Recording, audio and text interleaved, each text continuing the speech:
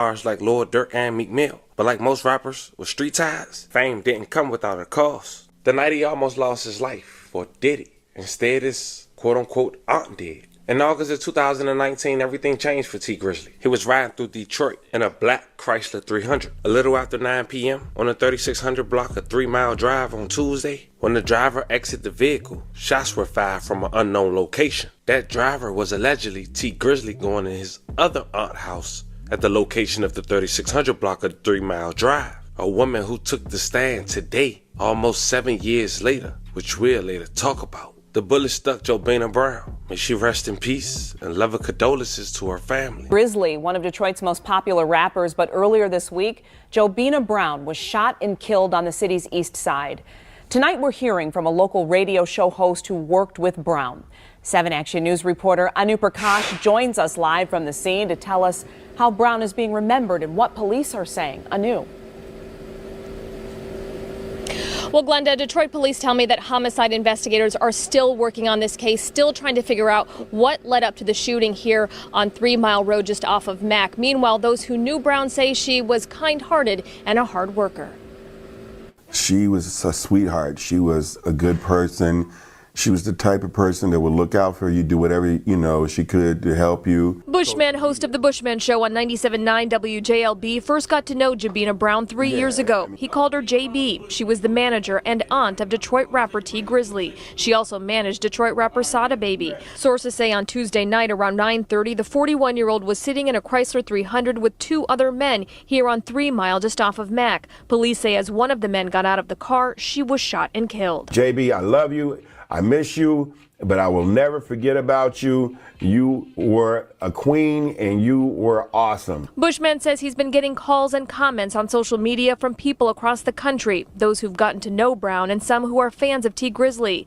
Bushman says Brown was a young woman who was committed and kind. It was like her first time managing, but she grasped the knowledge of how to manage an artist and was running with it, and he's been very successful. After hearing about her death, he shared this video of Brown in the studio with T Grizzly in May of 2018. She was fixing his hair, taking care of him like Bushman says she always would. I wanted to share something for people to remember her by. When you're behind the scenes, you don't always get the credit for the things that you do, and I want people to understand who she was and what she meant to T Grizzly, Sada. And as he continues to pay tribute to her, he just hopes the questions surrounding who took her life won't remain unanswered much longer. Just want to know why. What made you do that? What caused you? What was going on in your mind and in your life that you felt like you had to pull a gun out and pop?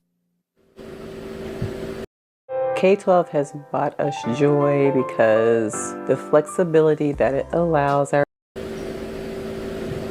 Now, I did reach out to T Grizzly's management company, but haven't heard back yet. Meanwhile, if you have any information that can help police solve this case, please call Detroit Police Homicide. Live on the city's east side. At the time, no arrest was made. Police made a flyer for $2,500 for information leading up to an arrest in JB's demise. But T Grizzly decided to make a track in dedication to JB. Check it out. So you know your favorite rapper when they never let them guys get you. I would've shot them, left them dying, leaking in the street. Wouldn't have ran with smoke. But just 2 months after JB lost her life, the feds and the state had made an arrest.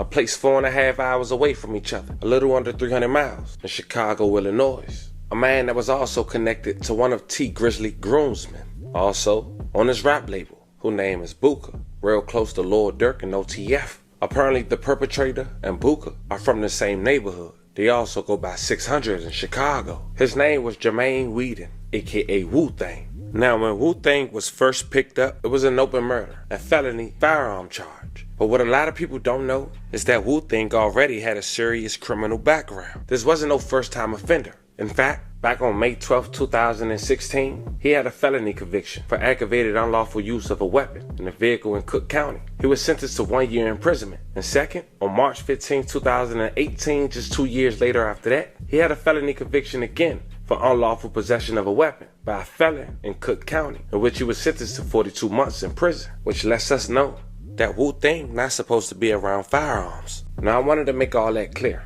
because he was later caught with a firearm that was illegal in Chicago, which we'll later discuss. And the feds got that case. And what they did is they dropped it for the moment because he did get found with a firearm that has did another crime across state lines. And they let him deal with the state for now. And we just wonder why. But they also did something that I want you guys to pay attention to as well. In the state case, gave this habitual offender a reasonable bond for murder. As mentioned, we wonder why. But at this point, we know this is no ordinary case, and some folks believe he was let out on purpose. Maybe even being used as bait, or even working with somebody. Either way, something is off. Now, when JB lost her life, Wu-Tang was on probation, and he had a tether. And we'll later explain how that played on helping solving this case for the state and the feds. October 19, 2019, just 2 months after JB lost her life, Wu-Tang was arrested in Chicago, Illinois. It was around 12:06 p.m. when officers from Chicago Police Department were on a routine patrol when they responded to another officer report of a male and one female sitting inside of a stolen vehicle parked in the alley behind 5920 South Calumet Avenue in Chicago, Illinois. The reporting officer had confirmed that the vehicle was stolen by checking the vehicle license plate in the law enforcement computer database. When responding to CPD, officers pulled into the alley. They observed the male subsequently identified as Wu-Tang, aka Jermaine Whedon, and a female standing near the stolen vehicle, a blue Nissan Versa with New York license plate.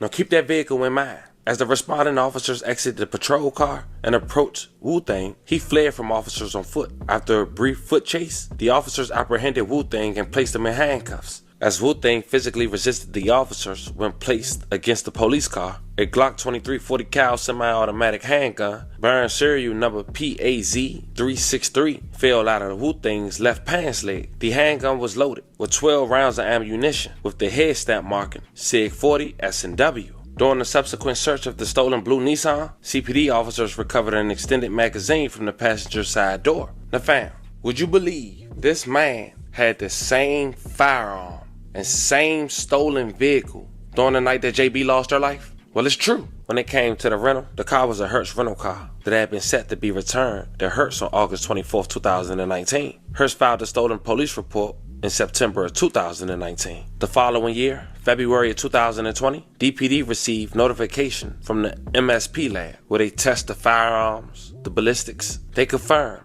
that that firearm that Wu-Tang was caught with in Chicago was the same firearm used to take the life of JB. May she rest in peace. Now at this point, fam, I know a lot going through your head, but at least for the moment, Wu-Tang gets arrested. At the following year, as mentioned, police, at least the feds stepped in, but they was already in, but they gave him one count of a firearm taken in from state lines, and they end up dismissing that case in 2021, letting him take on the challenge for the state for now. And after being arrested for over 5 years, the state gave him a $75,000 10% cash bond on the tether, in which he paid. But that was crazy, because as mentioned, he was arrested for all that time and his trial was coming up. But the world didn't know. Now Wu-Tang will only be out for just 3 months before starting trials just this past Monday, July 14, 2025. And while the feds keep a close eye.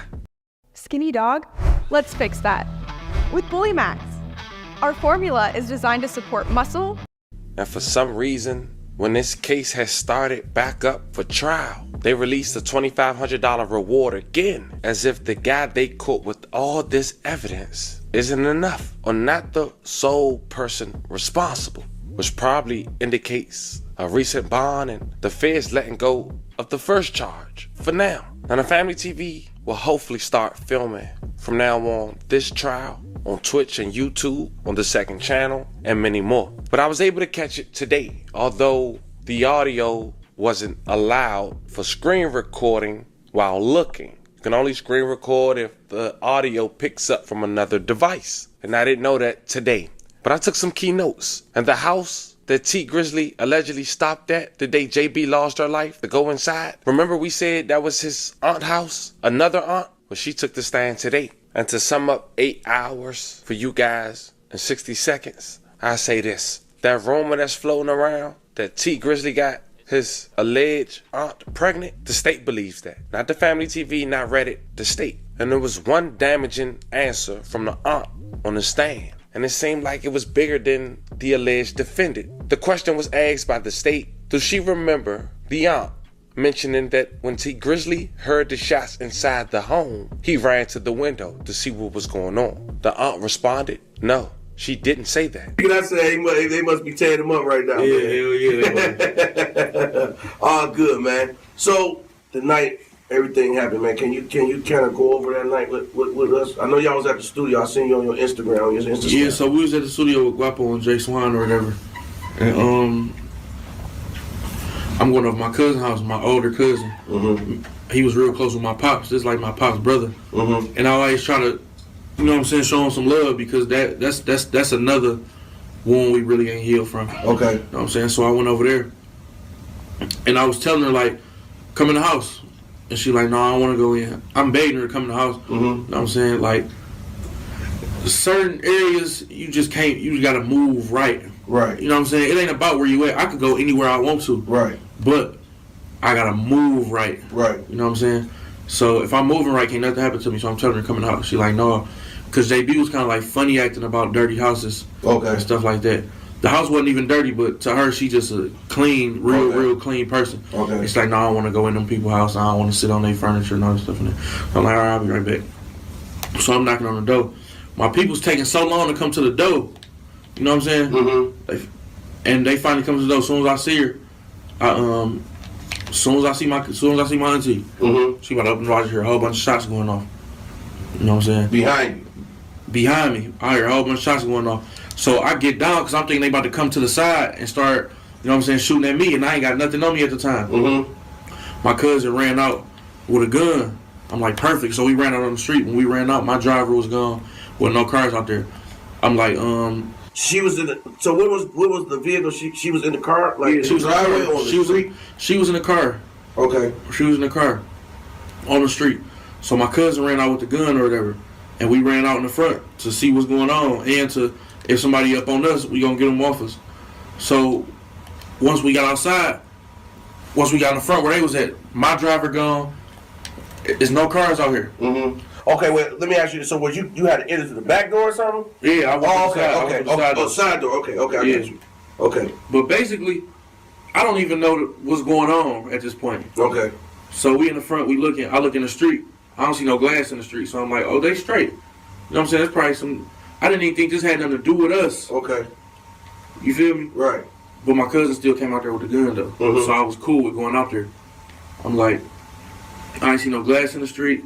I'm thinking they heard some shots and pulled off. Okay. So now I'm mad now. Like, y'all heard them shots, why would y'all leave me over here? Right. You feel me? You could at least call me and told me, like, it's too much going on over here. Come on, we gone. You know what I'm saying? That my driver ended up calling me, like, and told me what happened. So basically what happened, they walked up to my door and opened my door. You know what I'm saying? Some niggas opened my door trying to get at me.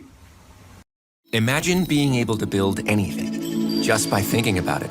Meet Base 44, a complete AI creation platform. He ended up hitting her up. Where'd they hit her on the body? They hit her on her side and in her arm. She didn't get hit in her head or her face, and just all on her side. Mm-hmm. You feel me? How many on times? the side where her heart at. Oh yeah. Yeah, on the side where her heart at too. So that shit was fucked up. She got shot like that before a long time ago. My uncle. Okay. His car got shot up, and she got hit in the exact same place, but she lived. You know what I'm saying? Because she went straight to the hospital. Okay. My uncle drove straight to the hospital as soon as it happened. But was she alive when did she die on the scene or the hospital? I don't even. I think that no. She died at the hospital. She was still alive. She was still breathing and everything. She called me. She called you while she was shot. She called me. What'd she say? I was trying to talk to her. I didn't hear what she was saying. Oh. She couldn't really form no words. You know what I'm saying? But, like, niggas was coming for me because they opened my door. Okay. And was shooting in the car. They hit her 8 times, though. And you have no idea where this came from? No, I ain't got no idea where it came from. But it ain't even matter where it came from. I felt like everybody was a suspect. I felt like everybody was a suspect. So even if a person wasn't a suspect, if I didn't like that person, it was escalated. My dislike for them was escalated times 10. Now we laid it all out. The come up, the tragedy, the arrest, the strange bond, the trial. You see just how deep the situation runs. And even though the facts are still on the table, the silence around the case speaks just as loud. You got federal interests that suddenly disappeared, and a suspect with a serious rap sheet walking free on bond. In a courtroom now, being told the victim may have been pregnant by one of Detroit's biggest rap stars. On top of that, you got a key witness, the aunt, saying T Grizzly didn't even react when the shots went off. To the streets, that don't sound right. To the court, it raises questions. To the fans, it's a full-blown mystery. Now, it's time for you guys to let me know how you feel in the comments. I keep you guys updated as more develop. Don't forget to like and subscribe.